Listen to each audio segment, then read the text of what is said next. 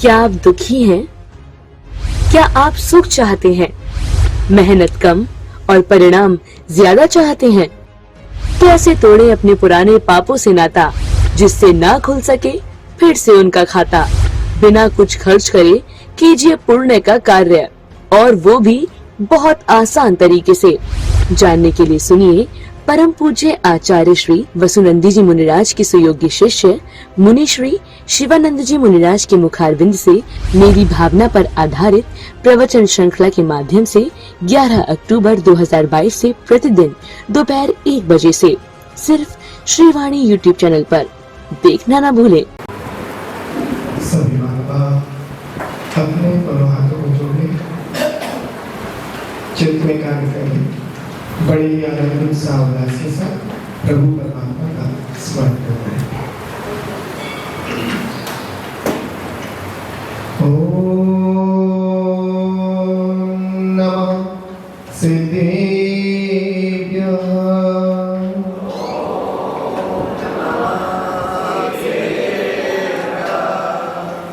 अरिहंतो भगवंत इंद्रमहिता सेदाश्च सिद्धीश्वरा आचार्याजन शासनोन्नतिकरा पूज्या उपाध्यायिका श्री सिद्धांत सुपाठका मुनिवरा रत्नात्रयाराधका पंचैते परमेष्ठिनः प्रतिदिनं कुर्वन्तु ते मङ्गलं, कुर्वन्तु मे मङ्गलं, कुर्वन्तु नो मङ्गलम्। गुर्वः पन्तु नो नित्यं ज्ञानदर्शनायकं चारित्राणवगम्भीरा मोक्षमार्गोपदेशकं।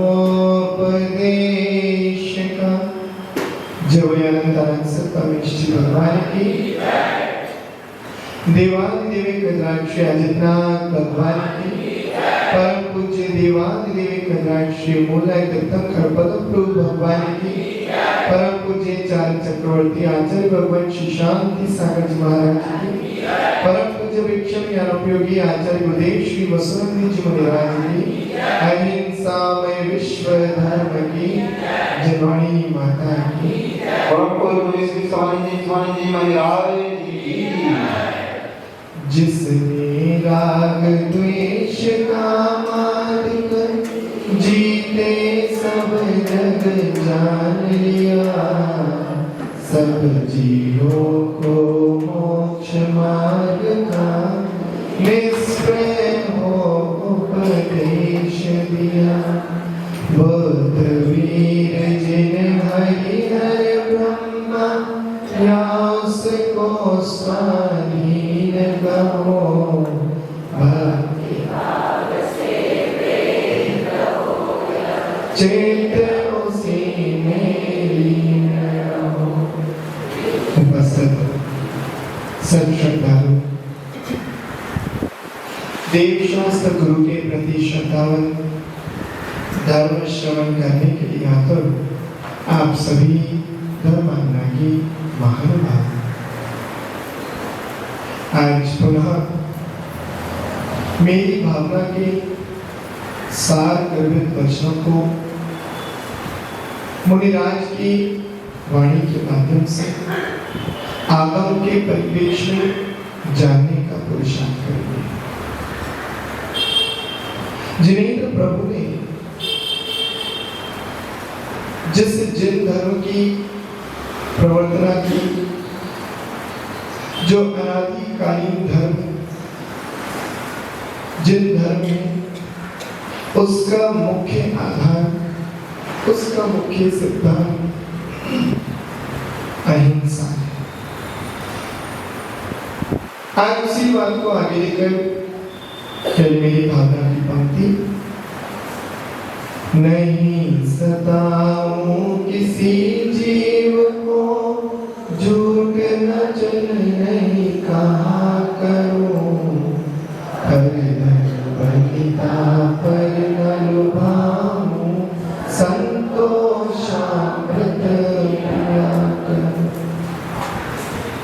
आज एक ही पंक्ति में हमारा जीवन का सार नजर आने वाला है।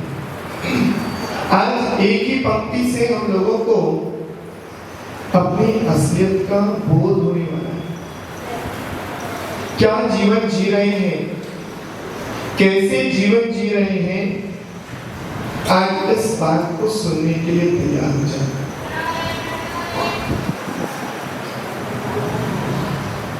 अहिंसा परमो धर्मा, ये बात हम लोग बड़े अच्छे से जानते हैं और मानते हैं कि नहीं, ये तो अभी पता लगेगा, लेकिन रटते बहुत अच्छे से।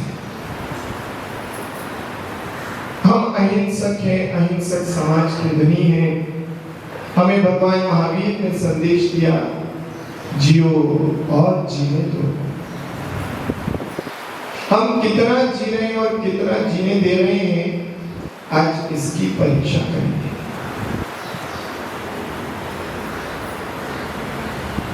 जैन धर्म जीने के लिए बाध्य नहीं करता, क्योंकि जन्म मरण की बाधाओं से दूर होना ही इस संसार का अतीत करना है।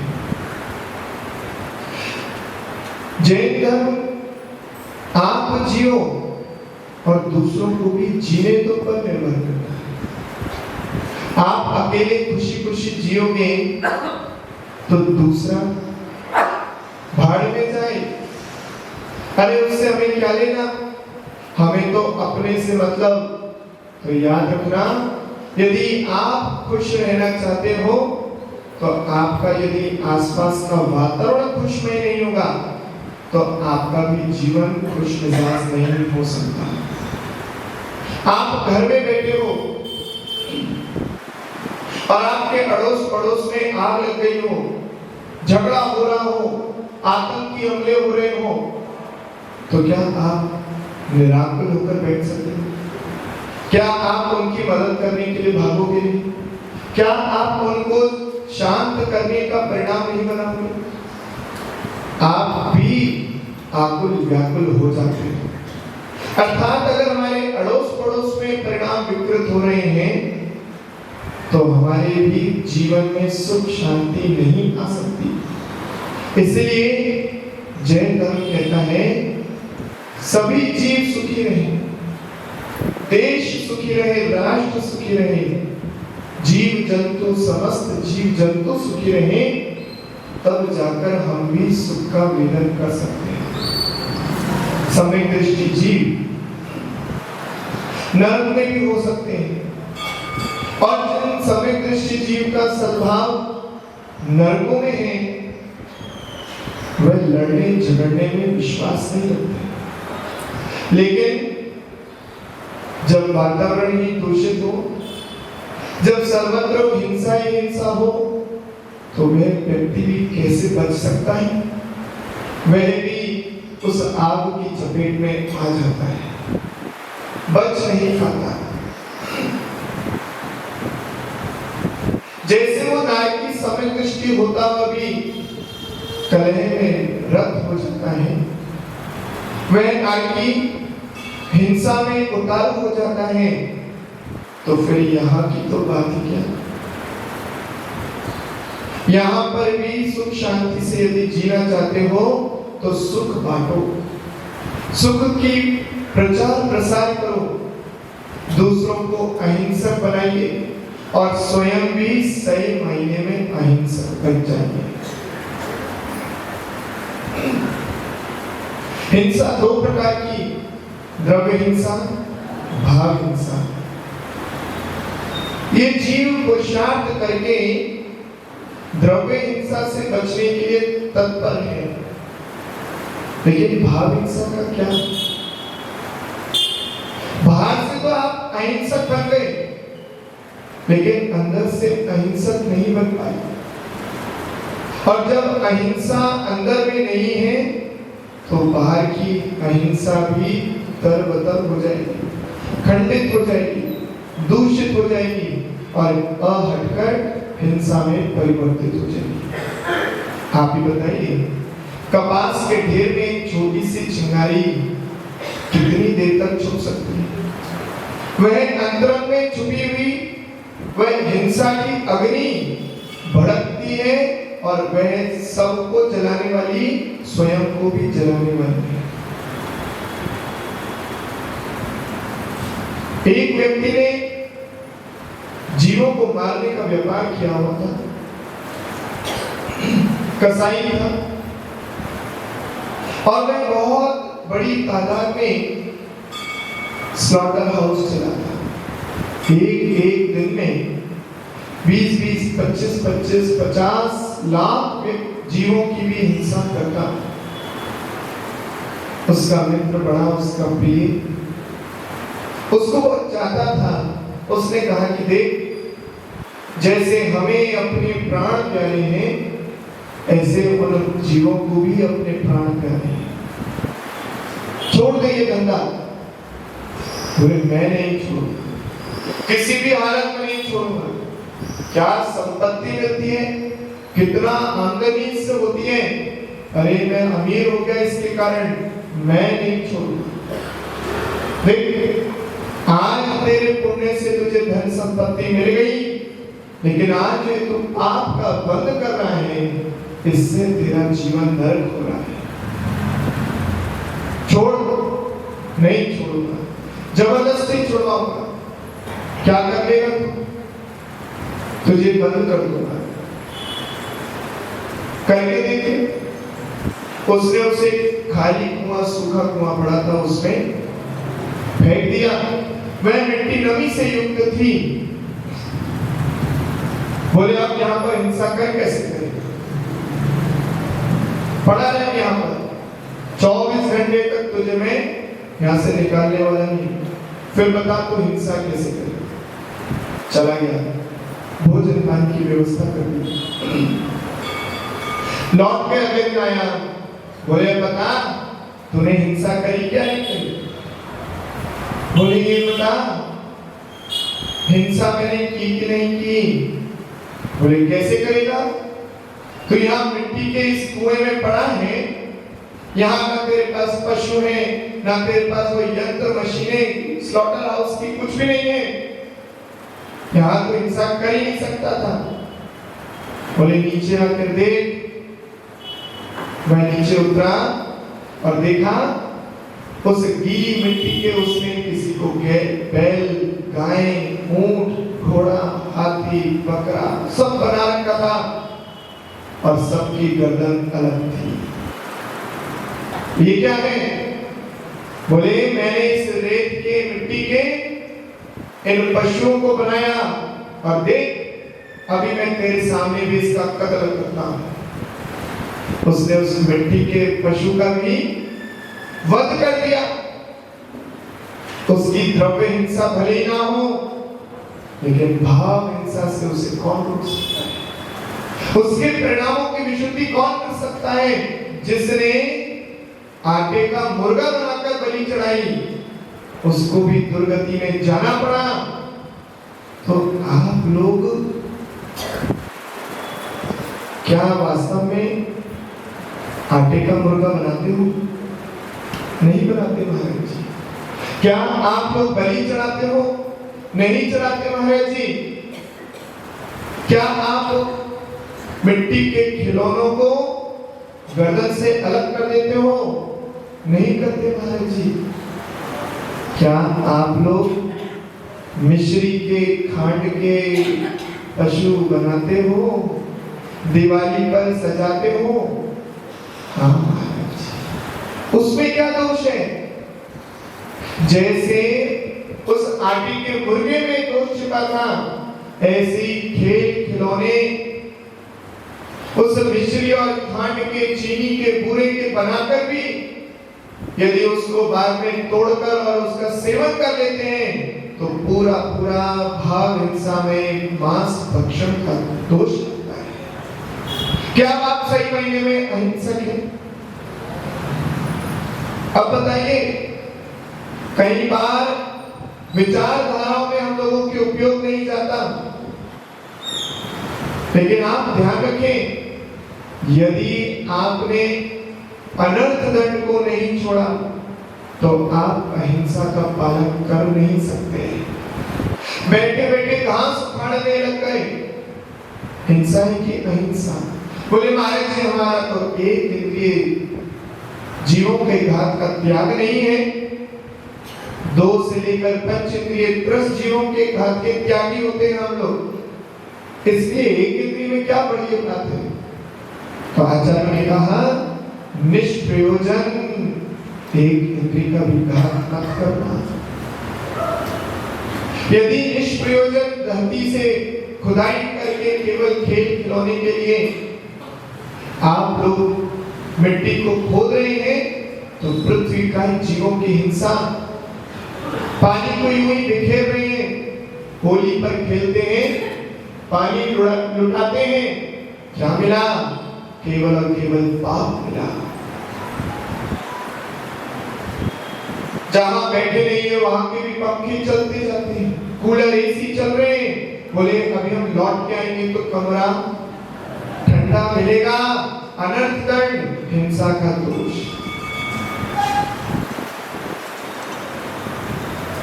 निष्प्रयोजन गैस चल रही है, अग्नि का जीवों का घात, हीटर चल रहा है, जल के छोड़कर चले गए। कभी कभी पता है क्या होता है? वह हीटर में स्पार्किंग हो गई और आप उपलब्ध नहीं थे, सारे सोफों में आग पकड़ी गई, घर में आग लग गई, तुम्हारे दिल कलेजा फटता चला गया। जब तुम्हारे अजीब द्रव्य में अग्नि पकड़ी गई तो तुम्हें इतना कष्ट हो रहा है, और जिसके सचेतन तन में अग्नि लगती है उसके कितना दर्द होता होगा। निष्प्रयोजन सब्जियों का दुरुपयोग, वनस्पति का चलते जा रहे हैं, सड़क से पत्ते तोड़े, उनको खेला और फेंक दिया, क्या मिला? पाप मिला। हिंसा, नंदी, रौद्र, ध्यान मिला। आप लोग तो शाकाहारी हैं, तो फिर शादी में वह मछली, भालू, हाथी बने हुए सलाद, वह सजे हुए फल सब्जियां, उनको कैसे खा लेते हो? उनकी सजावट भी कैसे कर लेते हो? तुम्हारे शाकाहारी परिवारों में यदि विवाह में ऐसी सजावट भी है और तुमने भले ही उसका भक्षण नहीं किया, लेकिन बाद में तुम्हारे निमित्त से रखी गई वो सजावट किसी ना किसी के तो भक्षण के योग्य बनेगा, दोष तुम्हें ही लगेगा। कभी इतनी गहराई से विचार किया? ना सही एक इंद्रिय की रक्षा कर सको, कम से कम ऐसे चित्रों के आकार रूप भी वह 10 जीवों के घात से यदि बच गए तो आपकी भाव हिंसा का भी स्थापना हो सकती है। अहिंसा आचार्य भगवान श्री वसुदेव जी मुनिराज ने ये बहुत अच्छा सूत्र दिया। अहिंसा हो तो गृह कार्यों में अहिंसा। आप लोग सुबह से उठते हो और पाप कार्य करते चले जाते हो, केवल और केवल अनछने पानी की इतनी जीव हिंसा कर देते हो, कैलकुलेट करने भी उसके लिए आपके पास ना बुद्धि है और ना कोई यंत्र है। कल्पना कीजिए कि एक अनछने बूंद में कितने जीव होते हैं। जैन धर्म कहता है असंख्यात। ना सही जैन धर्म की बात, वैज्ञानिकों की बात मान लीजिए। वैज्ञानिक कहते हैं 36,450 जीव एक अनछने बूंद में होते हैं। ऐसे नाना प्रकार के सूक्ष्म जीव होते हैं। अब एक बूंद में 36,450 जीव, तो एक चम्मच में कितने हैं? एक कटोरी में कितने हैं? अब कल्पना करते जाना, छोड़ना मत। घबराहट भी हो तब भी विचार करना। एक बूंद में 36,450, एक चम्मच में कितने, एक कटोरी में कितने, एक गिलास में कितने और एक नहाने की बाल्टी में कितने? और व्यक्ति तो एक बाल्टी नहीं, दो दो तीन तीन बाल्टी से नहा लेता है। और तो और शावर खोला, कोई गारंटी नहीं कितना पानी बह रहा है। शौच निवृत्ति करके आए, टंकी खींची, बाल्टी अनछना पानी बह गया। घर के गृहस्थी के आप लोग चौक आदि धोते हो, पोछा लगाते हो, क्या सब में छना पानी यूज करते हो? उसमें तो महाराज जी हम छना व फिनाइल डाल देते हैं ताकि जो छोटे मोटे भी जीव जंतु बच जाए गलती से, वो भी बच ना पाए। ओहो, पोछा लगाते हो, झाड़ू लगाते हो, बुहाई करते समय 10 जीवों का भी घात कर देते हो। चींटी आ गई, मकोड़ा आ गया, कॉकरोच आ गया, दया नहीं। और हम लोग कहते हैं नहीं सताओ किसी जीव को। अरे मेरी भावना का पाठ कर लेने मात्र से तुम जैन नहीं बन जाओगे। मेरी भावना को जीवन में उतार लेने से तुम सच्चे जैन बन पाओगे। जब समाज पर, देश पर या धर्म पर विपत्ति आती है तो तुम अपने दोनों हाथ कछुए की तरह अंदर छुपाकर घर के अंदर घुस जाते हो। तब अहिंसा कहते हो, हम तो अहिंसक हैं। वहां हिंसा तुमसे नहीं होती जबकि तुम्हारा विरोधी हिंसा का त्याग नहीं। लेकिन जब घर में झगड़ा होता है तो हाथ पैर चलाते हुए पीछे रहते हैं। अपने ऊपर विपत्ति आती है तो लड़ने के लिए तैयार हो जाते हो, लेकिन धर्म, देश और समाज पर विपत्ति आती है तो दूसरों पर टाल देते हो। महानुभाव, अहिंसा की कज्जेषु, यदि आप वास्तव में जीवों को सताना नहीं चाहते हैं तो घर से शुरुआत कीजिए। मेरे एक बेटा हो जाए, ये भाव क्यों रखा? बेटी में क्या कमी है? बोले महाराज जी, जब वह बड़ी हो जाती है तो उसका ख्याल रखना बड़ा मुश्किल होता है, उसका ध्यान रखना बड़ा मुश्किल होता है। अकेली दुनिया में जा रही है, कैसे उसको बचाएंगे, कहां तक उसके साथ साथ चलेंगे? अहिंसा का पालन करने वाला दूसरे की स्त्री पर, दूसरे की कन्या पर बुरी नजर नहीं डाल सकता। नहीं सताओ किसी जीव को, उसकी नजरों में आरे हैं, धनुष बाण है, वह जाकर सीधा उसके तन में लग रहा है, उसको सता रहा है, उसकी भावनाएं उसको सता रही हैं, और तुम कह रहे हो नहीं सताओ किसी जीव को। ओहो, उस कन्या का परिपालन करते हो, इतने में भी शांति नहीं मिलती। जब विवाह का नंबर आता है, बताइए हमें तो कुछ नहीं चाहिए, किसको देना है? आप अपनी बेटी को दे दीजिए। दहेज की सूची, आपकी बेटी पलंग पर सोएगी, डबल बेड दीजिए। आपकी बेटी टीवी देखेगी, टीवी दीजिए। आपकी बेटी कूलर एसी में रहेगी, ठंडक में रहेगी, कूलर एसी दे दीजिए। अब आपकी तो बेटी घूमने फिरने जाएगी, गाड़ी दे दो, स्कूटर दे दो, थोड़ा सा झरना दे दो, एक बार में काम तमाम। इसलिए आज कन्या भ्रूण हत्या होती है, क्योंकि ऐसे भी लोग अहिंसक कहलाने वाले भावों से हिंसा कर करके दो परिवारों के संबंधों को व्यापार में कन्वर्ट कर देते।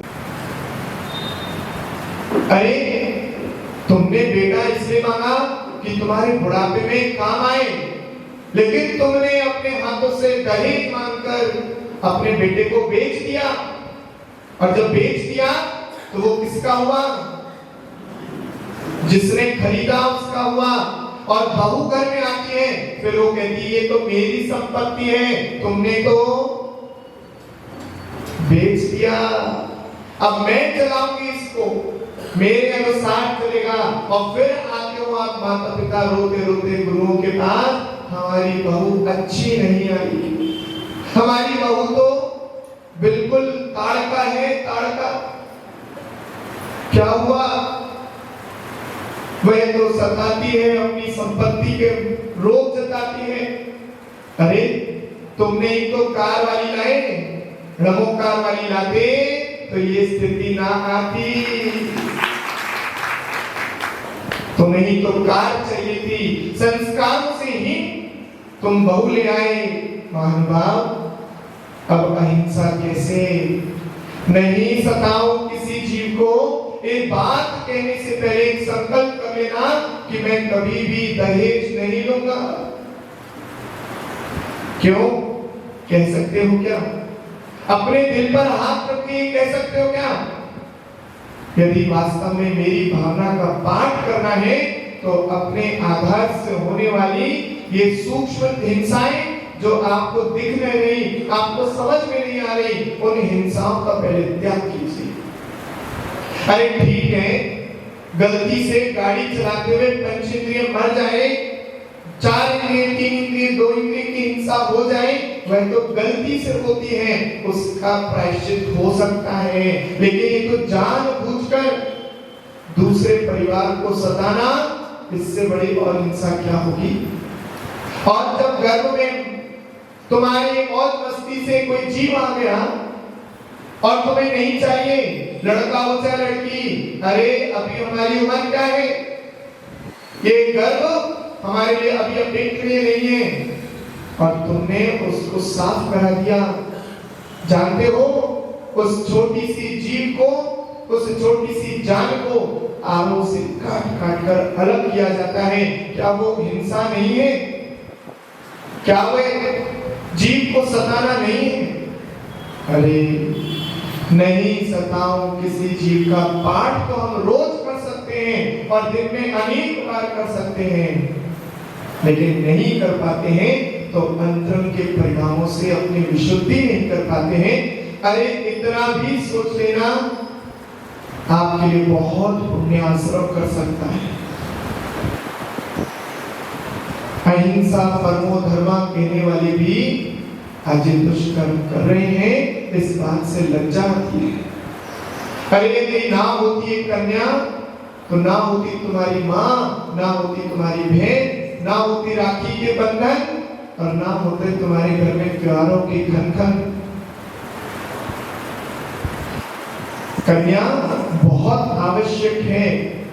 प्रकृति का संतुलन बनाने के लिए कन्या की आवश्यकता है, और यदि ना होती कन्या तो कहां से करते कन्यादान? ना होती कन्या तो कहां से चलता तुम्हारा वंश? महानुभाव, जीवन को समझिए, शब्द को ग्रहण कीजिए। अहिंसा का तात्पर्य बहुत कुछ होता है, जिसे हम लोग केवल मार काट से समझते हैं, उससे भी अधिक हमारा जीवन अहिंसा से कहीं ऊपर हो जाता है।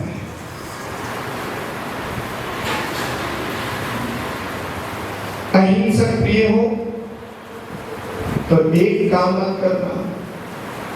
यदि आपको ये पंक्ति अच्छी लग रही है, नहीं सताओ किसी जीव को, तो कभी भी रात्रि भोजन मत करना। रात्रि भोजन का त्याग केवल जैन धर्म के अनुसार नहीं, रात्रि भोजन का त्याग वैष्णव हिंदू धर्म के अनुसार भी है।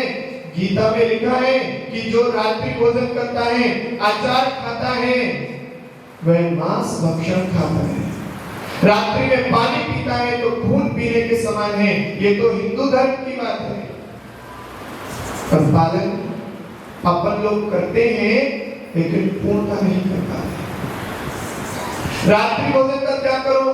ठीक है महाराज जी, कर देंगे, आप कह रहे हैं तो कर देंगे। बोले मन से? हाँ मन से कर देंगे। बस एक काम है, थोड़ा 8 बजे तक की छूट दे दो। क्यों 8 बजे दिन होता है क्या?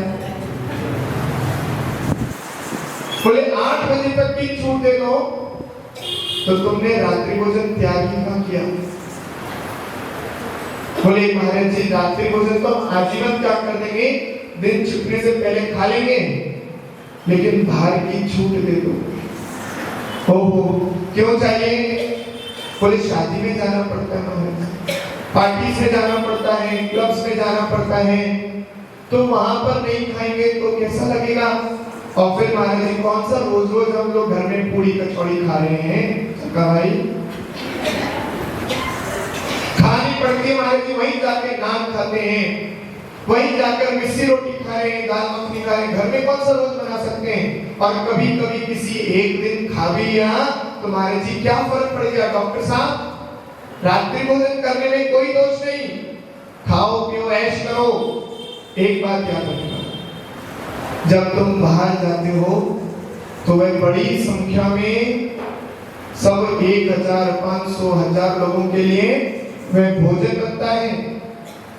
जब तुम शोध करके चौके में शुद्धि का भोजन बनाते हो, उसमें कई बाल कभी जीव आ जाते हैं, तो तुम्हारी 500 और 1000 की संख्या में बनने वाले भोजन की तो बहुत शोध करके बनाते हो, एक एक सब्जी को, एक एक मसाले को, और उसमें जब वह घुमाया जाता है तो बनते बनते रात हो जाती है, तो बल्ब हेलोजन जलाने पड़ते हैं, और उसमें जब जीव पतंगे उड़ उड़कर थक जाते हैं तो नीचे गिरते हैं, और नीचे कढ़ाई चल रही है, वह नीचे पतीला घूम रहा है, मखनी दाल बन रही है, और तुमने शोध करके खाया एक एक दाने को, सब खा गए अहिंसक शाकाहारी जी,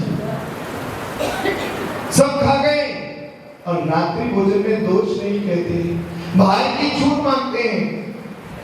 महाराज जी हम तो जीरे वाला नान खाते हैं, भैया जीरे वाला नान, हाँ महाराज जी ध्यान रखना, जिसे तुम जीरा कह रहे हो वो जी नहीं रहा है,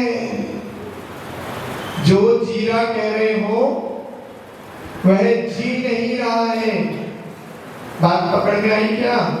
वह हेलोजन में कीट पतंगे जो गिरते हैं वो मैदे के आटे में चिपकते हैं, और तुम उसे जीरा वाला नाम कह रहे हो, वो जी नहीं रहा है, वो तो पतंगा मर चुका है।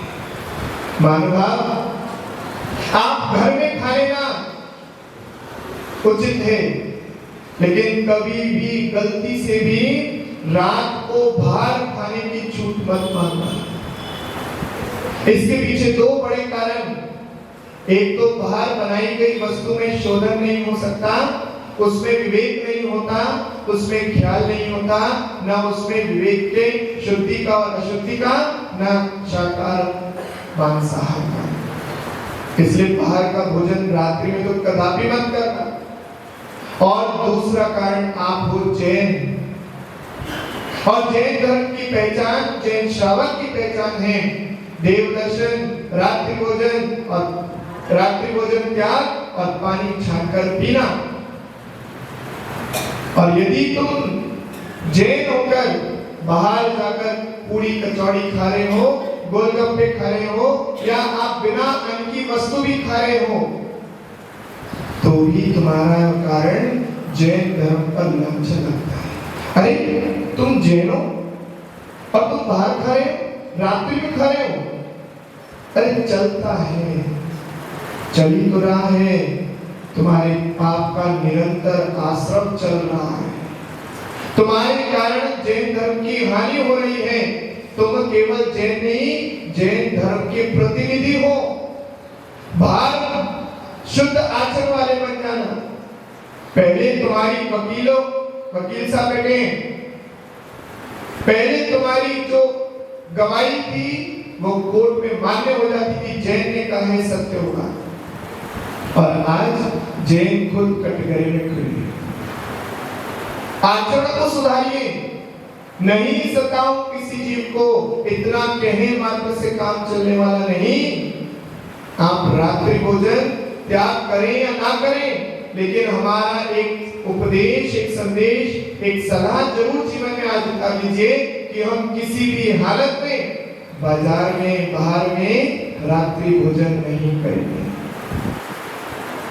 जीवन केवल आपका नहीं, जीवन पर का भी है। आपने जिस कुल में जन्म लिया है उसकी भी जिम्मेदारी आप पर होती है। आपके माता पिता का नाम खराब ना हो जाए, ये बात आपके हृदय में रहती है, तो ये बात के हृदय में रखो कि आपके कारण आपके धर्म लज्जा न जाए, उसका नाम कहीं खराब ना हो जाए। इसलिए रात्रि भोजन का त्याग रखना, तब जाकर नहीं सताओ किसी जीव को पंक्ति सार्थक हो पाएगी।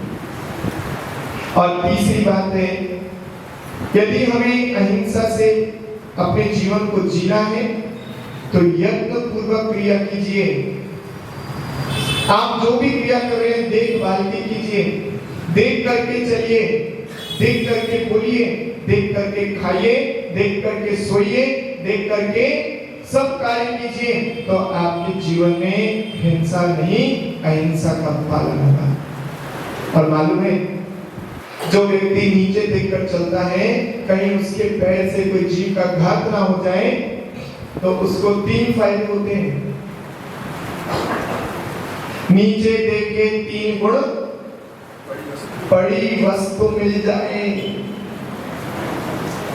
ठोकर से भी बच करके, ठोकर भी ना लगे, जीव जंतु बच जाए। यानी आप जब नीचे देखकर चल रहे हो तो बड़ी वस्तु मिल जाएगी और ठोकर भी नहीं लगेगी। बात करते जा रहे हैं, नीचे ईंट का टुकड़ा आ गया, ठोकर लगी, जमीन पे गिरे, कीचड़ में मुंह चला गया, लोग जगह से गिरे, उससे बच जाओगे। और तीसरा, जीव जंतु बच जाते हैं। मानो हम अपने जीवन को अपने अनुसार ढालें, उसमें साचा प्रभु परमात्मा क्या लेकर चले, तब हमारे अंदर वह कर्म जो रॉ मटेरियल की तरह डल रहा है, वह एक अच्छा और शुद्ध प्रोडक्शन आपके लिए देगा। आपको एक बात बताएं, जीवन सबका होता है, सब अपने अपने अनुसार, अपनी आयु के अनुसार गति कर रहे हैं, जीवन जी रहे हैं।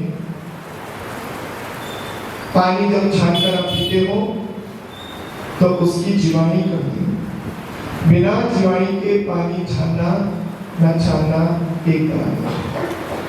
इसलिए यथास्थान योग्य स्थान जीवानी कीजिए ताकि जीव घात होने से बच जाए। 1548 सन की बात है। एक बहुत बड़े व्यक्ति थे, जीवराज पापड़ीवाल, खंडेलवाल समाज के रत्न। उनके माध्यम से प्रतिदिन जल गालन होता, जीवानी करते। एक दिन उनके हाथ से जीवानी लुढ़क गई, बिखर गई, यथास्थान नहीं डाल पाई। उनका दिल कांप गया, गुरु जी के पास पहुंचे, बोले हे गुरुदेव, मेरे पाप का निवारण कीजिए, मुझे प्रायश्चित दीजिए। क्या हो गया? मेरे हाथ से जीवानी लुढ़क गई, मैं उन जीवों का घात कर गया। ओहो, बहुत पाप हो गया। तुम्हें 1.25 लाख प्रतिमाओं की प्रतिष्ठा करानी है। 1.25 लाख प्रतिमाएं तुम्हें अलग अलग नगरों में विराजमान करनी है जी। और आप देखना 1548 सन की जो मंदिर होंगे उसमें बहुत सारी प्रतिमाएं वह जीवराज पापड़ीवाल वाले की, वह श्वेत पाषाण की, पार्श्वनाथ भगवान की मुख्यता से वो प्रतिमाएं होती हैं। और लगभग जो प्राचीन मंदिर हैं सभी में वो मिलेगी। ज्यादातर जयपुर में, अजमेर में, राजस्थान के कई हिस्सों में, दिल्ली में भी कई मंदिरों में वह स्थापित है, अतिशय क्षेत्रों पर विराजमान है। वह जीवराज पापड़ीवाल ने वह एकमात्र जीवानी लुढ़क जाने का उसको इतना बड़ा प्रायश्चित मिला, कितना पाप हुआ कि उसके एवज में 1.25 लाख प्रतिमाओं जितना पुण्य उसको करना पड़ा। और आप तो जीवानी तो छोड़िए, जितने जितने जीव उसमें हैं उन सबका घात हो जाता है। मानो भाव, आप ये मत समझना कि उस पानी में एक इंद्रिय जीव है, उस पानी में जीवानी करके त्रस्त जीवों का रक्षण किया जाता है, जिसको करना आपका कर्तव्य है। छन्ना उचित लीजिए, मोटा लीजिए, दोहरा कीजिए, अन्यथा पानी छानने की विधि अधूरी तो पाप का आश्रय पूरा। आप लोग अपने जीवन को धन्य बनाइए। एक पंक्ति में आज इसको हम लोग पूर्ण करते हैं, नहीं सताओ किसी जीव को। ये पंक्ति आज हम लोग जीवन में उतारने का भरपूर प्रयास करें। तो आप में से ऐसे कितने लोग हैं जो दहेज लेने का त्याग कर रहे हैं? एक, दो। लेने का कह रहे हैं, देने वाले तो निर्भर होता है सामने पर, लेने का त्याग कर देंगे। कितने लोग हैं? अब दहेज में नौटंकी नहीं करना कि हम तो हमें नहीं चाहिए, तुम्हें तो अपनी बेटी को देना है, जो देना है तो दो। हाँ? और यदि कह दो कि हम तो एक कपड़ा और श्रीफल रुपए ले आएंगे, इतना में लाने वाला अत्यंत दुर्लभ और धरती का देवता ही मानना। उस आड़ में वो सब कुछ मांग लेता है, लिस्ट बन जाती है। धीरे धीरे करते करते जो हजारों में होने वाली शादी लाखों और करोड़ों में पहुंच जाती है। तो आप में से कितने लोग आज दहेज का लेने का त्याग करेंगे? बहुत सुंदर। जिनके बच्चे बड़े होंगे वो तो ले ही सकते हैं। जिनके बच्चे शादीशुदा हो चुके हैं उन्हें तो लेना ही नहीं, अब उनके बच्चे लेने लायक हो गए। और दूसरी बात, कितने लोग आप में से ऐसे हैं जो रात्रि भोजन का आजीवन त्याग कर सकते हैं? माता बहनें तो यथावत आगे ही रहती। पुरुषों में भी यदि थोड़ा सा पुरुषार्थ कर लें, ना सही बाहर का बाजार का, रात्रि भोजन में अन्न का त्याग, केवल अन्न का त्याग, ठीक है। लेकिन जो पुरुष वर्ग हैं, ना सही पूरा दिन से भोजन, कम से कम मर्यादा ही कर लो, और बाजार का तो त्याग कर ही दो रात्रि में। डॉक्टर साहब, आज हमारी टारगेट आप ही हैं। आज हमने विषय ही आपके लिए छेड़ा है, और हमें ये भी मालूम है कि आप रात्रि में भोजन करते हैं। आज आपसे ही हम सीधा सीधा स्पष्ट कह रहे हैं कि रात्रि भोजन आपको त्याग करना है। अनु जी, थोड़ा मुश्किल तो नहीं? सब कुछ possible, everything is possible. Doctor साहब, हमें उम्मीद है आपका हाथ उठेगा, उठेगा ना सही आजीवन 1 साल का ही कर दो, कम से कम अगली चातुर्मा स्थापना तक तो याद रखोगे। 1 साल का केवल अन्न का त्याग, ठीक है। बहुत एक बार जोरदार तालियां। अब बाकी हम कमरे में सेटिंग करेंगे। मानव भाव आप सभी ने अपने जीवन को उत्थानमय बनाने के लिए और जीव रक्षा के भावों से जो आज, हाँ एक चीज रह गई, माता बहनों के लिए गर्भपात कराने का त्याग। कितने माता बहनें करेंगे? शीघ्रता से हाथ उठा लो। ना करेंगे, ना करेंगे, ना करवाएंगे और ना किसी को करने के लिए प्रेरित करेंगे। यदि स्वास्थ्य के प्रतिकूल विशेष परिस्थिति है जिसका कोई और उपाय नहीं है, वो अलग बात है, लेकिन गर्भपात ना करेंगे, ना कराएंगे, ना किसी को करने की प्रेरणा देंगे। हाथ उठा दो। जो हाथ नहीं उठा पा रहे उनसे उम्मीद लगाते हैं कि वो भी हाथ उठा दें। थोड़ा अच्छे से उठाओ ना, डर करो। और पुरुष वर्ग से भी, भले ही आप गर्भ धारण नहीं करते, लेकिन आपके कारण कई बार हिंसा ऐसी हो जाती है कि उन माता बहनों को ऐसा कदम भी उठाना पड़ता है। आप लोग संकल्प ले लीजिए कि हम गर्भपात कराने की प्रेरणा नहीं देंगे, जबरदस्ती नहीं करेंगे। यदि है तो उसका पालन पोषण करेंगे, और यदि फिर भी तुम पालन पोषण करने में असमर्थ हो तो उसे हमारे पास छोड़ जाना। ऐसे बहुत सारे दंपति हैं जिनके पास आज भी संतान नहीं है। तो आप में से कितने पुरुष वर्ग ऐसे हाथ उठा सकते हैं कि हम ना गर्भपात करेंगे, ना करने की प्रेरणा देंगे और ना किसी को जबरन कराएंगे? पीछे से बहुत सुंदर, बहुत बहुत धन्यवाद आप सभी का, जिन्होंने अपनी जैन समाज की जनसंख्या बढ़ाने में हमारा योगदान दिया है। क्योंकि जीवों का रक्षण जीवों का संरक्षण यही जैन धर्म का मूल आधार है। आप पूरी समाज के लिए बहुत बहुत मंगल में आशीर्वाद।